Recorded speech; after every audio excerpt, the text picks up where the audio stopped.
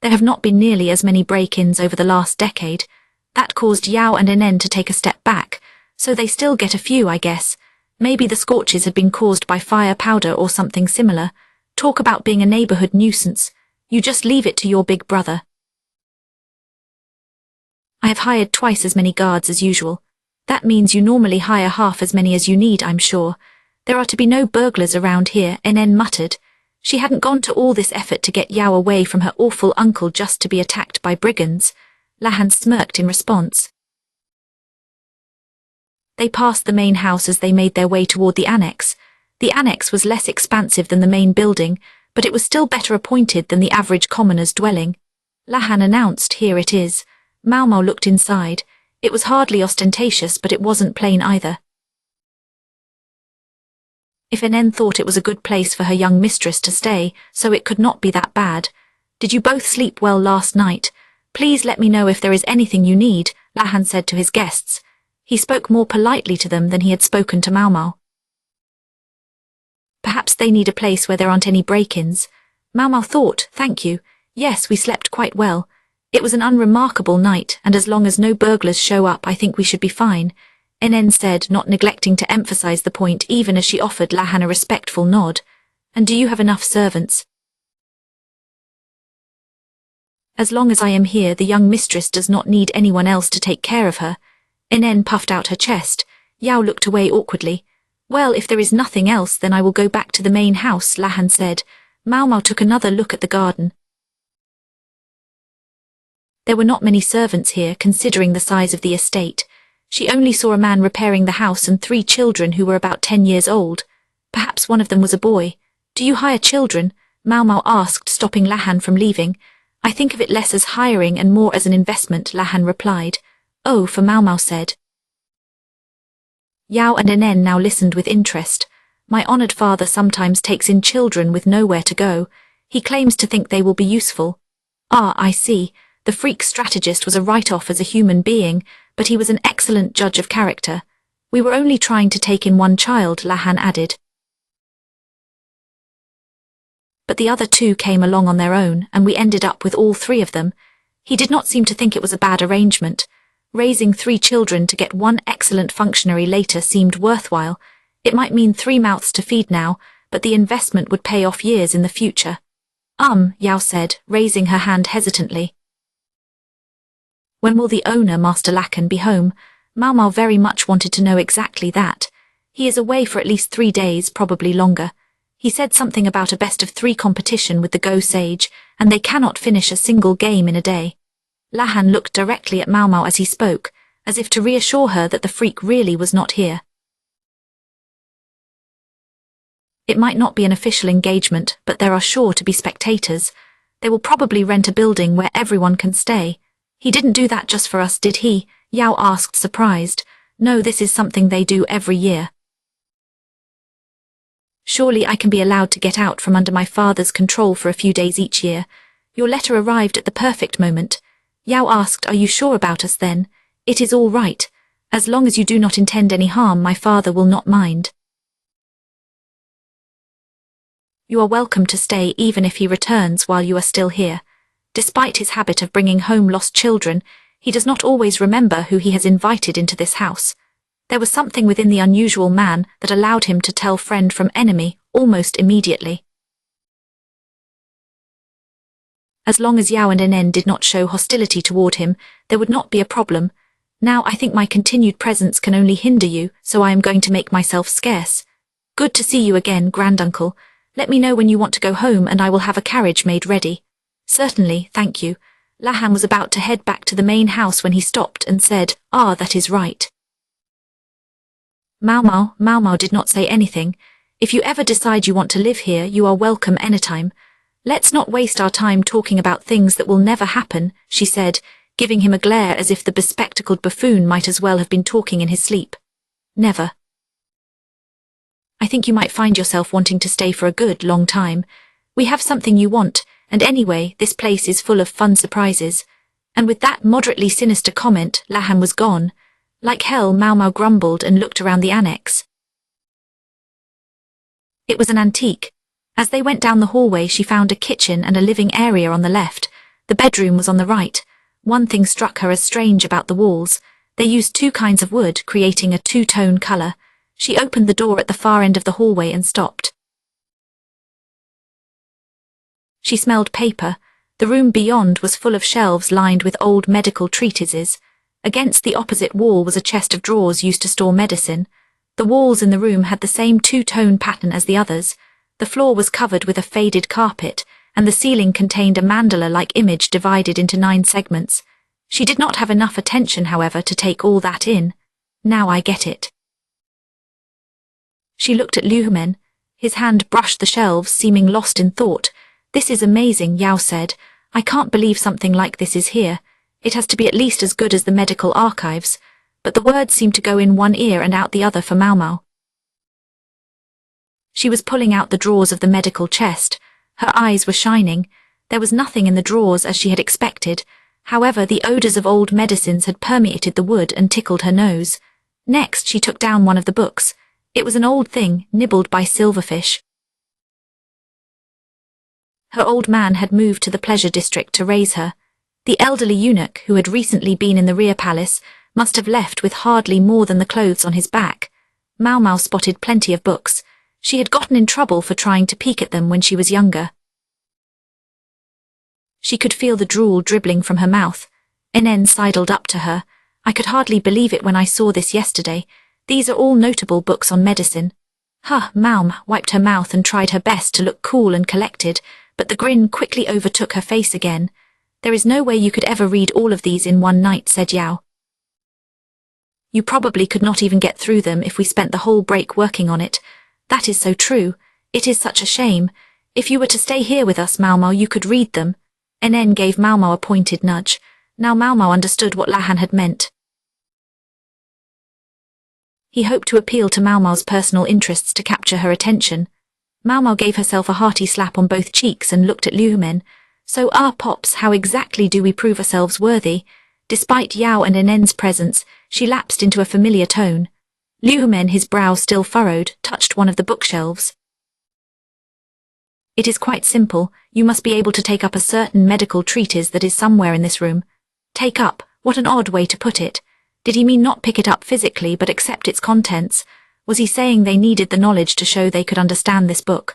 What is this about a certain treatise? Yao asked, focused on the issue at hand. It is called Carter's book, Liu said. Carter was the name of a legendary physician. He was said to have had inestimable medical knowledge and the ability to heal any affliction. Many stories made him sound less like a real man and more like a mythical immortal. Yao said, I do not understand, sir. Her forthrightness was one of her strengths. Then Liu said, I suppose this task will be very hard for you. It was strange for him to be so cold. Normally he would not be so unkind.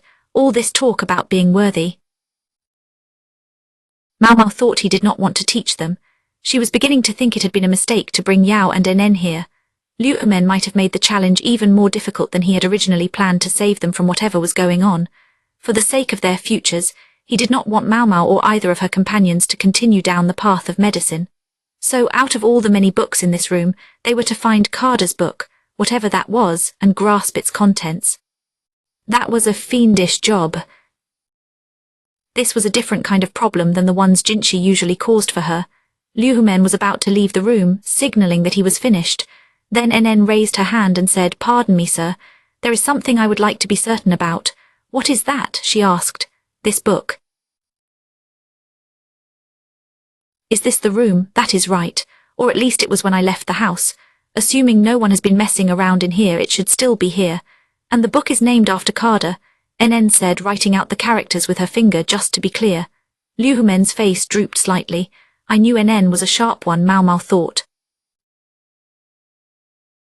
That small change in his expression was Liu tell when he felt cornered. It meant NN had found the heart of the problem. He said, yes, that is right. Although I do not guarantee the book carries that exact title, yes, Carter it is. Maomao searched her mind for anything else she might ask her father, but NN had more or less covered the bases. I have a question too, Yao said, raising her hand. Go ahead. Is this a task Maomao could complete by herself? After a moment, Liu replied, I doubt it.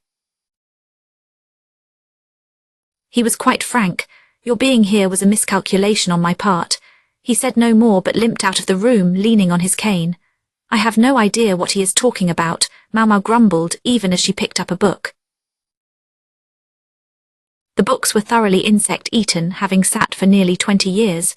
The humidity, the sun, and the bugs caused some of the books to start to fade. Others were nearly in tatters.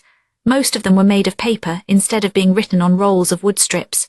Wood strips would probably have been too bulky to store many in one room. They have never aired these things out. Look at the state of them, Yao said. Yeah, I wish I could copy them all. I would hate to lose these books, Maomao replied. She imagined asking the quack doctor to get some top-quality paper from his hometown. Then she could make nice, clean copies. Most of the books contained useful information. If it hadn't been for Liu Humen's homework, she would gladly have perused them all at length.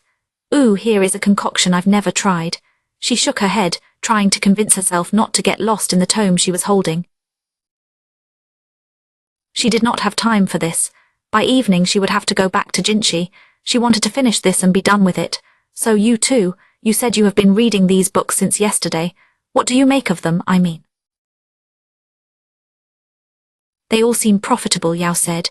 I agree, they are all very helpful, but we didn't see anything that I would characterize as Kada's book, said Inen. The first problem was understanding what Kada's book even was.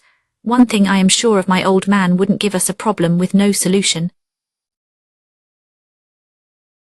He said there was a book that matched his description and he had told them to investigate it further. Maomao looked at the shelves thoughtfully. Liu Humen was a genius. Give him one clue and he would deduce 10 possibilities.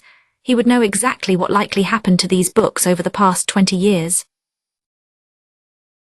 Even if, as Liu Humen suggested, no one had touched them, they would still be bug-eaten and coming apart at the seams. Some of them might not even be readable anymore. Yao, Nen, do you think we could go over our facts just for starters? Liu Humen had said Maomao could not figure this out by herself. She had assumed that was because there were so many books. One person could never search through them all alone, but 3 people together did not seem to have much more hope. This meant there was some hurdle besides sheer quantity. What do you mean? So we can discuss what books there are, Yao said. The shelves are organized by subject. Would you like me to sketch it out for you? Nen said if you would be so kind. Nen began to write on a piece of paper in neat letters, giving the location of each shelf and the subject of the books housed there. That reminds me, there are numbers on the spine of each book to help catalogue them, she said. Maomao looked at the book she was holding. The cover was made of a good, sturdy material, so it had resisted the bugs. She could still clearly read an inscription on the spine. One eye, I don't exactly get it, but you said these are numbers, right? Yao said. No wonder she was confused, she couldn't read any foreign languages. Maomao and Inen were both familiar with the basics, so they could follow the numbering system. Yes, those are Western numbers, Inen said, adding the numbering on the spines to her diagram. Maomao looked closely at the book, and then she noticed something. I'm sorry, but did one of you take the book that belongs here? She pointed to the space between 2 books on the shelves. No, I put back everything I took out, Inen said. Me too, added Yao. The book I have right now I got from another shelf. Why do you ask? What is the matter? One of the numbers seems to be missing. The books were lined up according to the numbers on their spines, but one of them was not there. Which number is it? Nen asked. 122, Maomao replied. I am going to check the other shelves. She proceeded to do just that. Yao moved to help, but she could not read many of the numbers, so she mostly watched Maomao work. Finally, Maomao said, nothing is missing over here. Anywhere else I would have to look, but I doubt it. One single book was missing. Did my old man take it? Maomao hummed again. She did not remember any books in their shack in the pleasure district. Do you think we should check with Master Lahan? Nen asked, adding the number 1211 to her notes. Then she set down her brush. Nen was very good at finding things out, and Maomao had high hopes for this. He will probably be here around noon, Nen said, looking out the window to check the sun's position. So he comes to tell you when lunch is ready? No, he comes to eat. Speaking of which, I should start cooking. You do the cooking? Maomao asked, sounding incredulous. He said he would provide meals for us, but Inen insisted on doing it herself. Master Lahan provides the ingredients and a kitchen to work in, but he seems quite taken with NN's cooking. He was here for dinner last night and breakfast this morning, Yao said. That was useful information. Maomao understood. Lahan loved beautiful things, lovely things, and that extended to flavor. He could enjoy sumptuous tastes in the company of two beautiful women and be on cloud nine.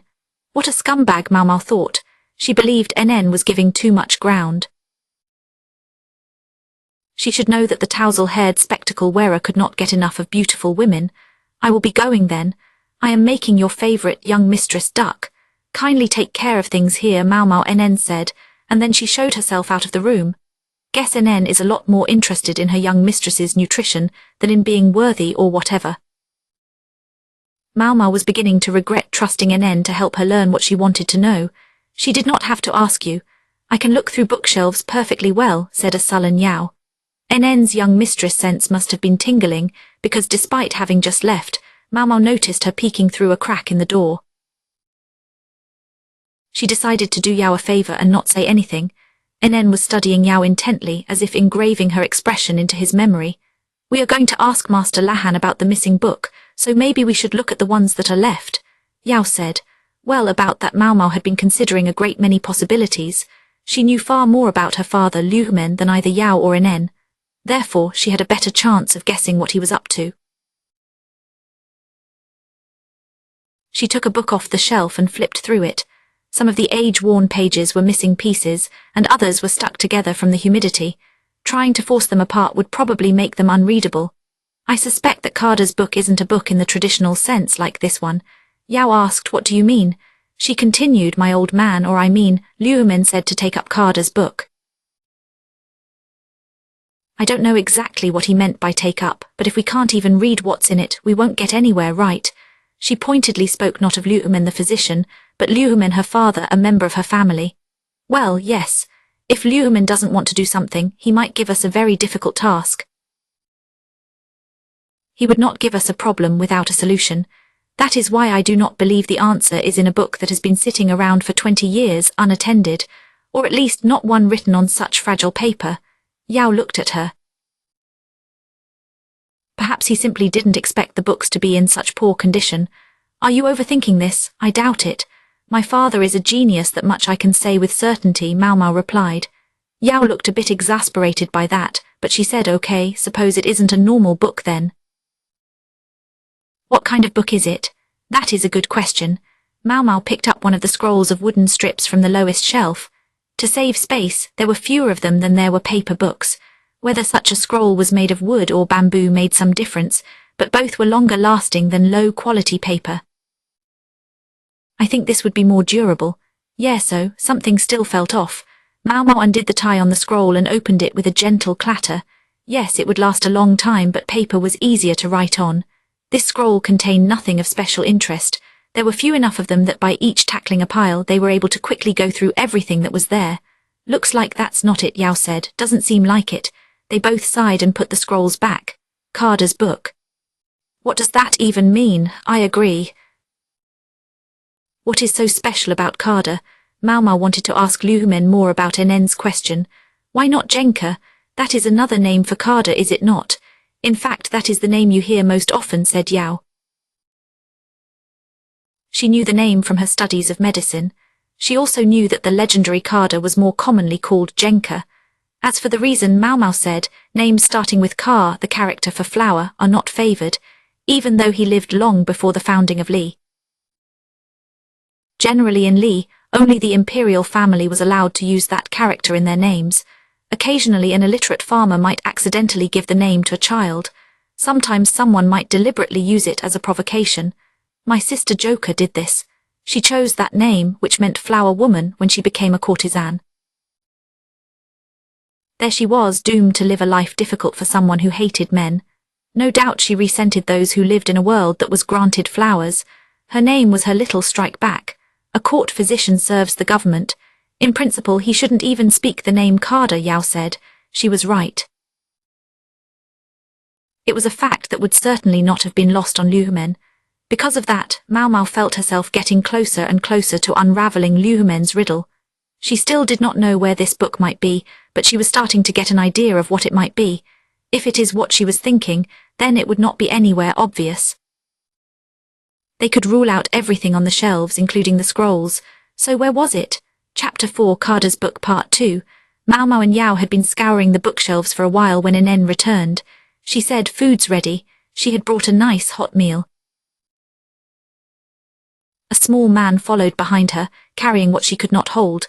The annex had its own kitchen, but she must have borrowed the kitchen in the main house for serious cooking. They moved from the library to a living area, where the meal was placed on a table. "My apologies for intruding on your afternoon." "Thank you for inviting me," said Lahan with a smile. He showed no sign of actual contrition. "No one invited you." On this one point, Maomao and Inen were in perfect accord. Lahan had brought a gift, however. Maomao didn't know how he had figured it out, but he'd brought Hazma. It was Yao's favorite.